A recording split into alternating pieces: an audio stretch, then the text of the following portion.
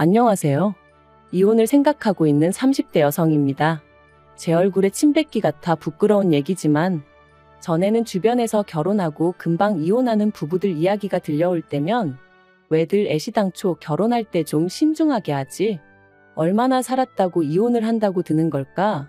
참 경솔하다 그런 생각을 했었거든요. 그런데 참 웃겨요. 저도 그런 사람들 중 하나가 된 걸 보면 말이죠. 이래서 사람이 남의 일에 함부로 이러쿵저러쿵 하면 안 되나 싶기도 하고, 남편하고 이혼을 결심한 건 당연히 남편이 제일 문제지만 그래도 굳이 따지자면 시부모님 때문이라고 생각해요. 처음부터 그분들이 당신 입으로 하신 말씀만 잘 지켜주시고 억지만 쓰지 않으셨더라도 제가 이렇게 나가떨어지진 않았을 것 같거든요. 네, 제가 먼저 이혼을 요구한 건 맞지만 솔직히 시부모님도 그렇고 남편도 그렇고 저를 어지간히 못살게 굴었어요. 제정신 박힌 여자면 제가 아니라 누구라도 이혼 소리가 나오게끔 말이죠. 그리고 그 부분은 지금도 참 이해가 안 돼요. 막말로 제가 나간들 제 자리에 들어오겠다는 또 다른 미친 X가 있었던 것 같지도 않은데 왜 어떻게든 잘 살아보려던 저를 이토록 질리게 만들었는지 말해요. 남편하고는 소개팅으로 만났어요. 그때 제 나이 29, 남편 나이 33 둘 다 적은 나이는 아니었죠. 그러니까 말이 좋아 소개팅이지 솔직히 결혼도 아예 생각이 없었던 건 아니에요. 적어도 저는 그랬어요. 그래서 소개받을 당시 속물 같지만 나름대로 소개팅을 주선해준 지인을 통해서 남편의 스펙도 어느 정도는 파악을 하고 나갔습니다. 어느 대학을 나왔는지, 어느 회사를 다니는지, 키는 얼마나 큰지. 말이 나왔으니 말이지만 소개팅이라는 자리가 누군가는 밥이나 한 끼 먹으러 간다고 가볍게 생각하라지만 그게 그렇게 안 되거든요.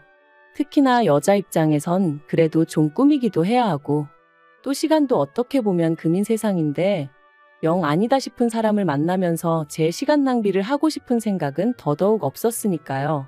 아무튼 그런데 주선자 말을 들어보니까 학교도 저랑 비슷한 수준의 대학을 졸업했다 하고 회사도 뭐 저한테 부족하지도 넘치지도 않는 곳이었어요. 그리고 키 같은 경우도 제가 대한민국 여자 평균이다 치면 그쪽도 대한민국 남자 평균치는 되대요. 그래서 그럼 한번 만나봐도 되겠다 싶었죠.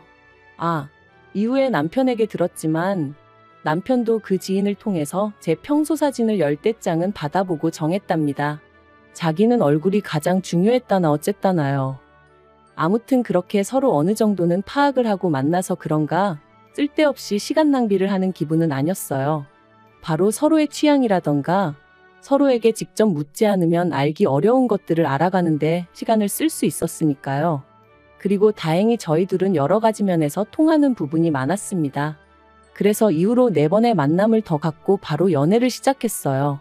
그리고 그렇게 만난 지 1년쯤 되었을 때 남편이 먼저 결혼 이야기를 꺼내더라고요. 남편에게 할머님은 굉장히 중요한 존재라 했습니다. 어린 시절 시부모님이 맞벌이를 하시느라 남편을 돌보지 못하셨는데 특히나 아버님은 지방을 돌아다니며 돈을 버시다 보니 2달에 한 번 정도 얼굴을 비추신 게 전부였대요. 그리고 사정이 그렇다 보니 할머님께서 남편을 거의 키워주시다시피 하셨고 그래서 남편도 실제로 할머니에게 무척이나 큰 애정을 갖고 있었어요. 그런데 이제 그 할머님이 80이 넘어가시니 왠지 마음이 급하다면서 저랑 결혼해서 증손주도 안겨드리고 싶고 뭐 그렇다고 하더라고요. 그리고 이건 솔직히 제가 기대한 프로포즈 멘트와는 많이 달랐습니다. 너를 사랑한다, 너 아니면 안 된다. 이런 이야기가 듣고 싶었지. 너랑 잘 사는 모습을 보여드리고 싶다. 안심시켜드리고 싶다. 왠지 할머님을 위해서 결혼식을 서두르는 기분이었달까요? 그래서 저는 고민 끝에 남편에게 제 속마음을 밝혔어요. 정말 나를 사랑하긴 하느냐고요. 그랬더니 남편이 자기가 원래 말을 잘 못하지 않냐면서 왜 자기 말을 안 좋은 쪽으로 해석하느냐고 오히려 자기가 서운한 애 어쩌네 그러는데 싸우자고 꺼낸 얘기는 아니었으니 더는 뭐라 따지지는 않았어요. 그리고 이후로 남편이 어떻게든 저를 달래주려고 노력도 했고요. 그래서 결국 결혼하는 쪽으로 마음을 굳혔죠. 그런데 막상 결혼 준비를 시작하니 남편은 모아둔 돈이 6천 정도 있었고 저는 1억 정도 있었어요. 물론 남편은 차도 있긴 했지만 10년이나 된 경차라서 솔직히 재산으로 느껴지진 않았고요.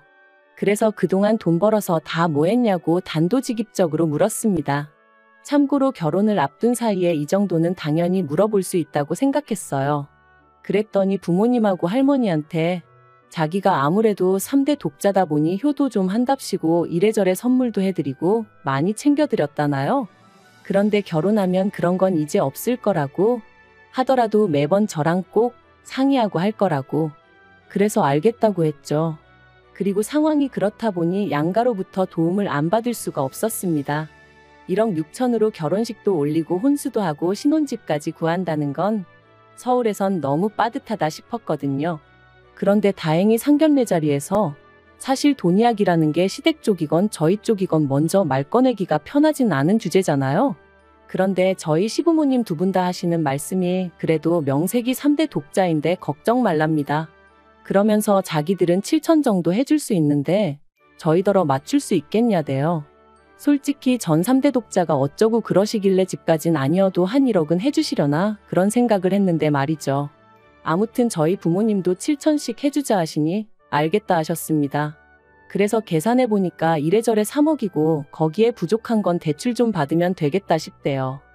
그런데 결혼식을 한 달 앞두고 시부모님이 일방적으로 기도 안 차는 말씀을 하셨습니다. 주기로 한 7천을 못 주게 되셨다는 거예요. 그리고 그 이유는 더 황당했는데 아버님한텐 결혼 안 한 여동생 그러니까 저한텐 고모님이 계셨거든요. 그런데 그 고모님이 갑자기 내일 가게를 차린다며 돈을 좀 보태달라고 했고 그래서 일단 급한 대로 그쪽에다 5천을 보내주셨다나요? 어이가 없었죠. 그래서 그런 결혼은 어떻게 하라는 얘기냐니까 오히려 저더러 그게 무슨 소리냐 결혼은 원래 계획한 대로 해야지 하시더니 결혼식 날 축의금으로 돈이 꽤 들어올 거라면서 그때 일단 한 3천은 만들어 주시겠다나요? 3천이 안 되면 그땐 당신들이 대출을 받든 뭐라든 어떻게든 채워주시겠다면서 말이죠. 그래서 솔직히 마음 한구석에선 불안한 생각이 들었지만 그래도 파혼할 용기는 없었기에 어떻게든 시부모님의 그 약속을 믿어보자 생각하며 식을 올렸습니다. 하지만 결혼식 당일 식 다 마치고 축의금 정산하자 하니까 시부모님이 또다시 말을 바꾸셨어요. 그게 뭐가 그렇게 급하다고 그러냐면서 일단 신혼여행부터 다녀오고 그러면 그 사이에 당신들이 싹 정리해 놓겠다면서 말이죠. 그리고 이땐 솔직히 쎄한 마음을 감출 수가 없었습니다. 이러다 안 준다고 나오면 막말로 별 수 있나 싶기도 하고. 그래도 뭐 따져 물을 새도 없이 일단은 신혼여행을 떠났죠. 그런데 신혼여행에서 돌아와 시댁에 갔는데 시부모님께서 먼저 돈 문제로 할 이야기가 있다며 말문을 여시더니 축의금이 생각보다 많이 안 들어왔다며 겨우 700만 원을 주셨습니다. 말 그대로 황당하기 그지없더라고요. 7천천만 원에서 2천만 원 주시더니 이제 700만 원. 솔직히 2,700만 원도 적은 돈은 아니었지만 계속 말이 달라졌던 탓에 화도 나고 속도 상했거든요. 그래서 남편에게 이를 어쩔 생각이냐니까 축의금이 안 들어와서 그렇다는데 어떡하란 말이냐며 저더러 제가 속상한 것보다 해주지 못하는 자기 부모님 속이 더 상하시지 않겠냐고 그러니까 일단은 알겠다 하고 좀 시간을 드리자는데 이래서 사람들이 남편을 남이 편이라고 하나 별의별 생각이 다 들더라니까요.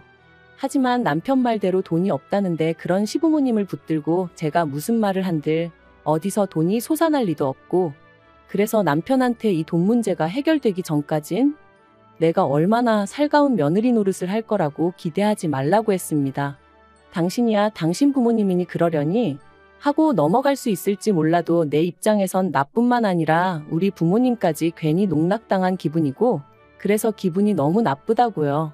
그랬더니 남편도 뭐 탐탁치 않은 표정이긴 했지만 알겠다더군요. 그리고 이후로 시부모님과는 꽤나 대면대면한 상태로 몇 개월을 보냈습니다. 남편을 통해 건너듣기론 두 분은 제가 살갑게 굴지 않는 걸 트집 잡아 이젠 돈이 있어도 주기 싫단 식으로 말씀을 하시는 모양이었고 남편은 이런 이야기를 전하면 제가 돈을 받고 싶어서라도 살갑게 굴 거라고 기대했는지는 모르겠지만 그건 남편의 완벽한 착각이었어요. 왜냐하면 역으로 그런 이야기를 전해 들으니 나중엔 저도 오기가 생겨서 그래 그까짓 돈 몇천 안 받고 나도 내 속 편한 대로 살면 그만이다 그런 마음을 갖게 되었으니까요. 실제로 주변에서들 시댁하고 연 끊으면 처음에 1, 2년이나 마음이 불편하지. 나중엔 하나도 신경 쓰이지도 않는다고 걱정할 거 없다고 하던걸요. 그런데 그렇게 지내던 중 정말 황당하고 어처구니 없는 일을 겪었습니다. 저는 외국계 기업을 다니고 있는데 저희 회사의 경우 쓰지 않은 휴가는 다음 해로 이월을 시킬 수가 있어요. 그리고 그렇게 모인 휴가가 자그만치 한 달 반이나 있었기에 일주일 정도 쉬려고 마음을 먹었습니다. 친정 부모님하고 2박 3일로 여행도 다녀오고 남은 날짜는 저 혼자 집에서 좀 푹 쉬려고 했거든요.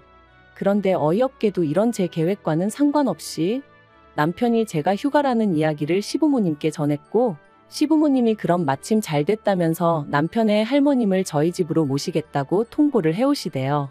게다가 남편까지 할머님은 자기 부모님과 달리 저한테 뭐 실수하신 것도 없으니 잘해드릴 수 있지? 그러는데 어이가 없었죠. 그래서 나는 그렇게 못한다 했네요.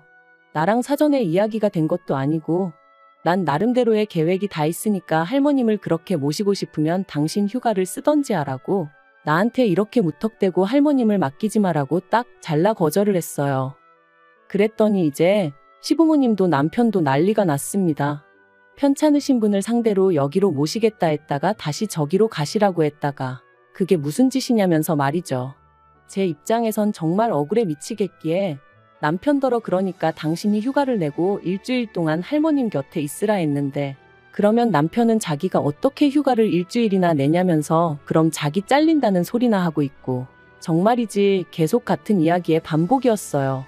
사실 제가 할머님과 있는 걸 극도로 거부감을 나타냈던 이유는 할머님이 치매도 있으신 데다가 저보다 키도 덩치도 크셨거든요. 그렇다 보니 엄살이 아니라 체력적으로 감당할 자신이 없었습니다. 실제로 어머님은 할머님한테 머리채도 잡아뜯기신 적도 있다고 했으니까요. 그런데도 이번만큼은 남편도 제 편이 아니었습니다. 서운하네 어쩌네. 그래서 결국 알겠다고 일단 친정 부모님과의 여행을 다녀오고 이후로 할머님과 어디를 모시고 가는 건 어렵겠지만 그래도 한 집에서 봐드리긴 하겠다. 그리고 이때만 하더라도 저는 시부모님이 지방에 일이 있어 가셔야 한다고 그래서 저한테 부탁하시는 줄 알았거든요. 그런데 이것도 어이없어요. 나중에 알고 보니까 두 분이 저한테 할머님을 맡겨놓고 두 분도 그동안 너무 힘들었다며 여행을 다녀오신 거 있죠. 아니 그런 이유라면 아들인 남편한테 말씀하셨어야지. 어떻게 상의도 없이 저한테 그러실 수가 있는 건지. 아무튼 그런 연유로 할머님과 함께 있었는데 문제는 아니나 다를까 첫날부터 할머니가 얼마나 저를 힘들게 하시던지요.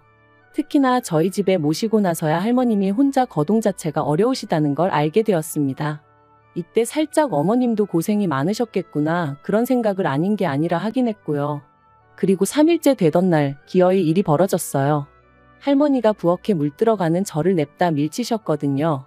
그래서 제가 엉덩방아를 찍게 되었는데 그걸로 허리가 어떻게 된 건지 이후로 움직일 때마다 말 그대로 정말 허리가 뒤틀리는 것 같대요. 그러니 저도 모르게 몸을 사리게 되었고 그러다 결국 이번엔 할머님이 화장실로 가시다 넘어지셨어요. 그런데 이 일을 알고는 남편이 말 그대로 쌩난리를 치더라고요. 어떻게 편찮으신 어른 한 분을 모시질 못해서 이 사단을 만드느냐면서 제 입장에선 너무 서럽고 화도 났어요. 정작 제가 다쳤을 땐 나이도 젊으면서 엄살 부리지 말라 괜히 약한 척하는 거냐 그런 소리나 해댔거든요. 그래서 저 때와는 상반된 남편의 반응을 보니 얼마나 정이 떨어지던지. 그래서 그 길로 친정에 왔어요. 친정에 와서 곰곰이 생각해 보는데 생각할수록 분한 거예요. 결혼식 때도 얼렁뚱땅 돈도 다 못 받고 식을 올렸는데 이제 제 휴가를 핑계로 할머님을 모셔다 놓더니 할머님 병세나 제 상황은 생각도 안 하고 그저 서운하다 괘씸하다만 해대는 게 그래도 이때까지는 이혼 생각보다는 할머님은 다시 시부모님 댁으로 모시고 남편이 저에게 정식으로 사과하면 넘어갈 생각이었어요. 그런데 남편에게 빨리 시부모님더러 모시고 가시라 연락드리라니까 그렇게는 못한답니다.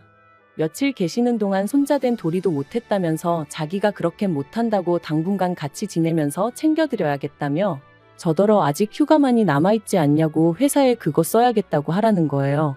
그리고는 저한테 이참에 할머님한테 좀 잘해드리고 정도 붙이라면서 자기한테는 뭐 세상 그 누구보다 소중한 분이라나요? 참나 그렇게 소중하면 당신이 곁에 있으라 했습니다. 나는 막말로 생판 남이나 다름없는데 나더러 치매 걸린 할머님을 어떻게 모시라는 거냐 못한다 했죠. 솔직히 까놓고 말해서 남편은 당연하고 시부모님하고도 제가 원만한 사이였으면 좋은 마음으로 노력해보겠다는 소리가 나왔을지도 모르죠. 하지만 그때 제 심정은 내가 왜 그렇게까지 해야 되지? 였어요. 그런데 남편은 계속해서 이건 말이 되네 안 되네. 그리고 저는 저대로 그런 남편을 보고 있으니 도끼가 오르더라고요. 그래서 친정에서 출퇴근해가면서 그 사이에 집을 내놨습니다. 여담이지만 처음으로 남편이 결혼할 때 돈을 쥐꼬리만큼 들고 와서 다행이란 생각이 들었어요. 그래서 제가 제 명의로 집을 계약할 수 있었거든요. 아무튼 부동산에다가 금매로 내놓고 또 타이밍 좋게 사겠다는 사람이 나타나서 남편에게 집 팔았으니 그런 줄 알고 할머니 모시고 나가라 했습니다. 그랬더니 남편은 남편대로 자기 이제 회사 복귀해야 되는데 무슨 말도 안 되는 소리를 하냐면서. 알고 보니 남편은 제가 결국 체념하고 돌아와서 할머님을 모실 줄 알았던 모양이에요. 어이가 없었어요. 무슨 근거로 그런 착각을 하나 싶은 게. 그리고 그렇게 남편하고 대판 싸우고 결국 이혼 이야기가 아닌 게 아니라 나왔죠.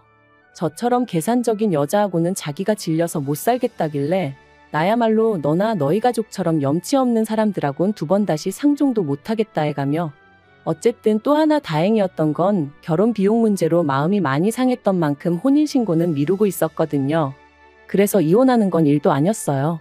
다만 남편이 자기가 결혼할 때 들고 온 돈을 고스란히 돌려달라길래 그걸로 또 한바탕 소란이 있긴 했었지만요.